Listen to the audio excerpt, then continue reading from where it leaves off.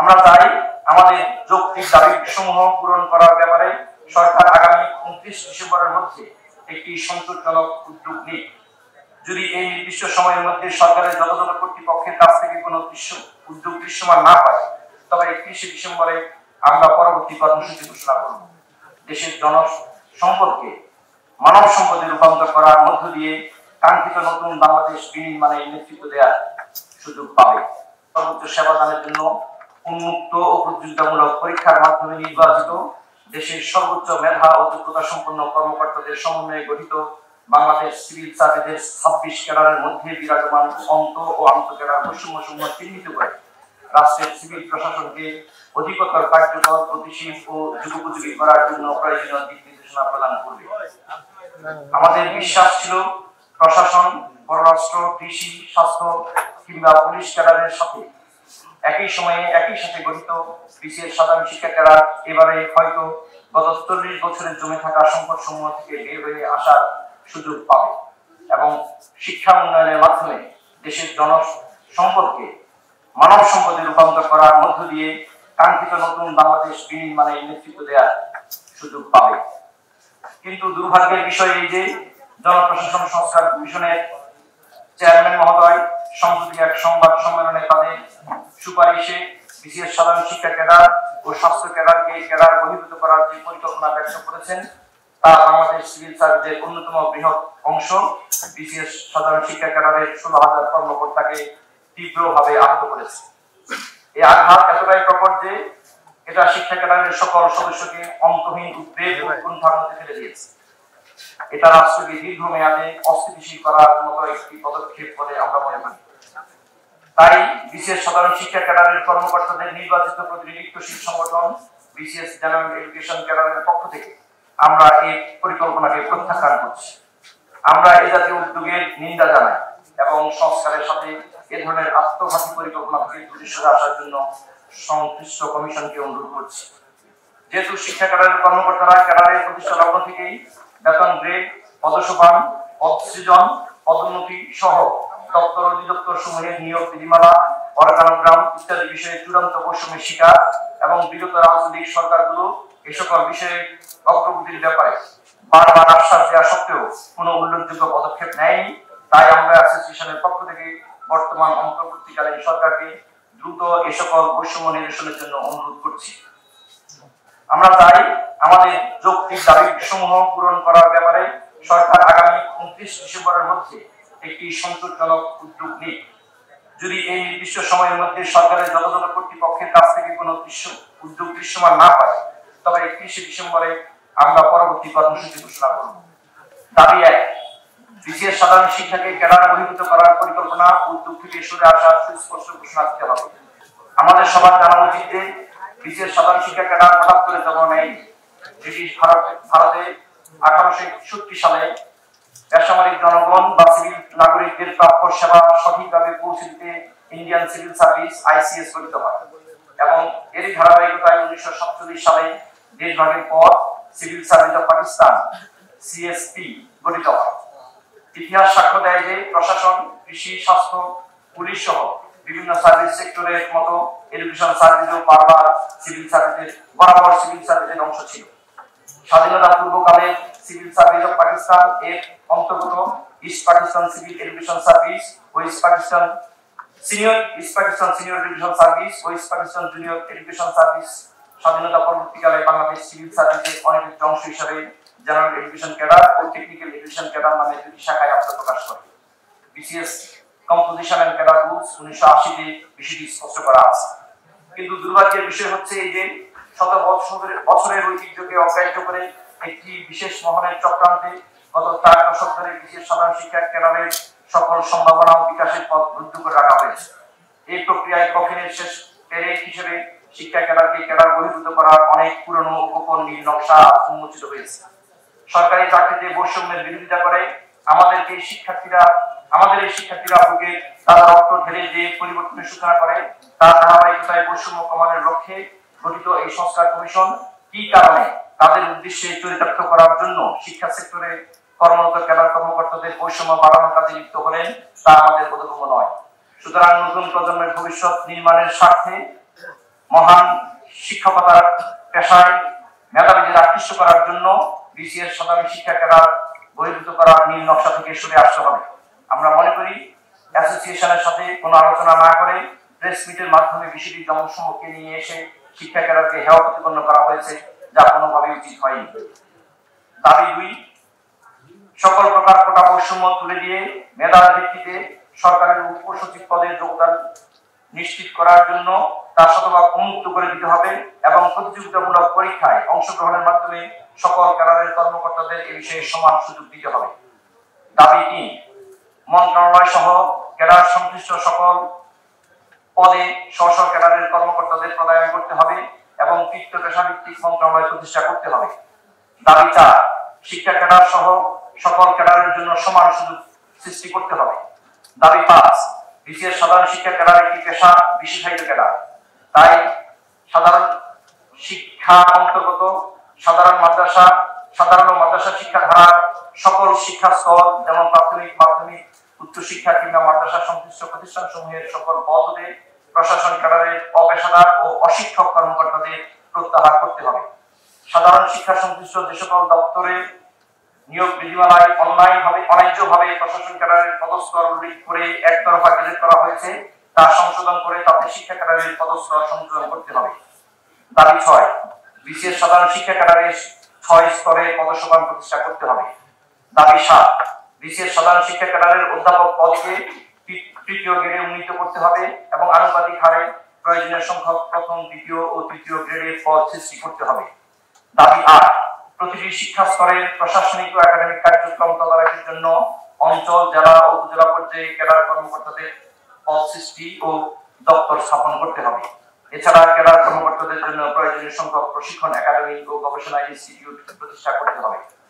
দাবি ৯, কলেজ ও দপ্তর অধিদপ্তর সমূহে বিদ্যমান প্যাটার্ন অনুযায়ী শিক্ষক কর্মকর্তা কর্মচারীদের প্রাপ্য পদ সৃজন করতে হবে। দাবি ১০, নিয়মিত রুটিনে বছরে ২ বার সকল টায়ারে একই সাথে পদোন্নতি দিতে হবে। প্রভাষকদের পদোন্নতির পূর্ব শর্ত পূরণ করে যথাদ্রুত ষষ্ঠ গ্রেডে পদোন্নতি দিতে হবে। দাবি ১১, শিক্ষাকে নন ভ্যাকেশন ডিপার্টমেন্ট ঘোষণা করতে হবে এবং কর্তৃত্ব ছুটি নিশ্চিত করতে হবে।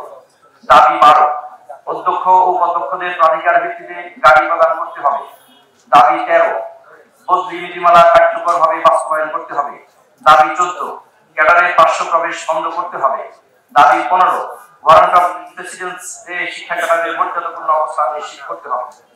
যেহেতু আমাদের এই দাবিগুলোর সাথে শিক্ষা ক্যাডারের অস্তিত্ব জড়িয়ে আছে, বাংলাদেশের সকল জাতি, উপজাতি, ধর্ম, বর্ণ, গোত্রের নবীন শিক্ষার্থীদের আশা আকাঙ্ক্ষা জড়িয়ে আছে এবং জুলাই বিপ্লবের মাধ্যমে জাতিকে পথ দেখানো চাকরি প্রত্যাশী একটা মেধাবী প্রজন্মের ভবিষ্যৎ জড়িয়ে আছে। তাই আমরা অন্তর্বর্তীকালীন সরকারের কাছে থেকে আশা করছি আমাদের সকল দাবি আগামী ২৯ তারিখ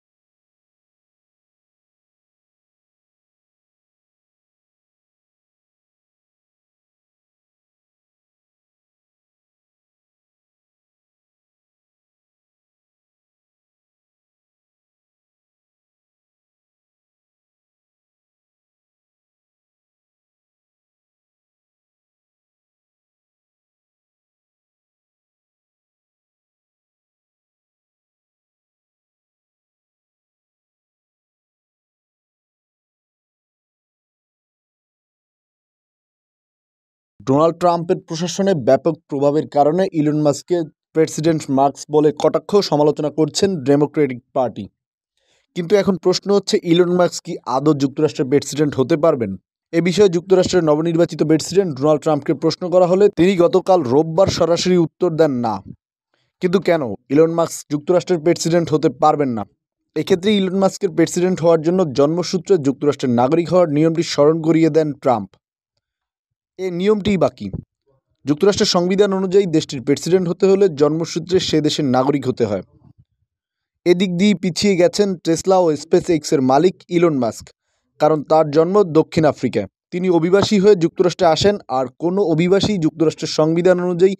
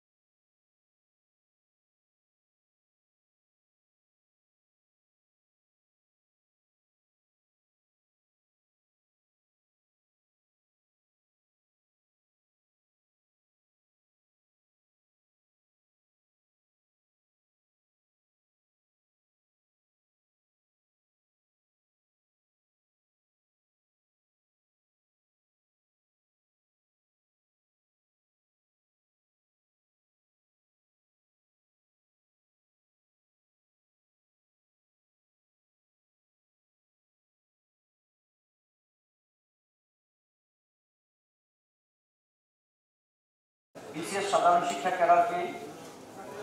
ক্যাডার বহির্ভূত কর্মের অশুভ প্রচেষ্টা প্রতিরোধ এবং শিক্ষা ক্যাডারের 15 দফা দাবি আদায়ের লক্ষ্যে বিসিএস জেনারেল এডুকেশন অ্যাসোসিয়েশনের উদ্যোগে আয়োজিত আজকের সংবাদ সম্মেলনে উপস্থিত ইলেকট্রনিক ও প্রিন্ট মিডিয়ার প্রিয় সাংবাদিক ভাই বোনেরা, আসসালামু আলাইকুম।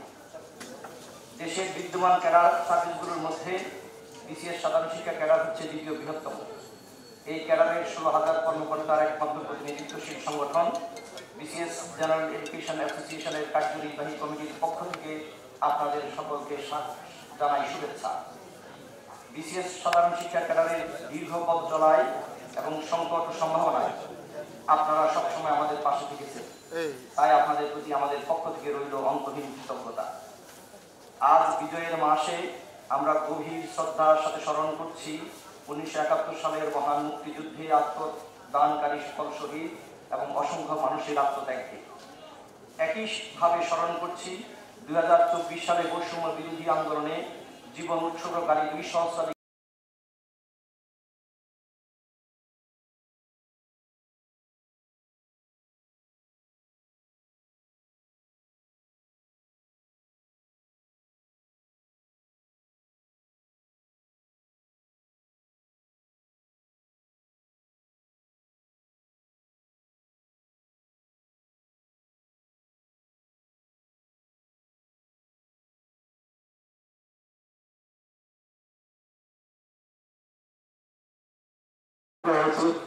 এরকম বৈষম্য বিরোধী যে দাবি ছিল সেখানেও একই ঘটনা ঘটেছে। আদালতের রায়ের কথা বলেছে, আমরা যদি আমি এই রায়ের যে কথা বলা আছে একটা অবজারভেশন, এটা এরকম বলা হয়নি যে ওনাকে 75% দিতে হবে, বাকি সবাইকে 25% দিতে হবে।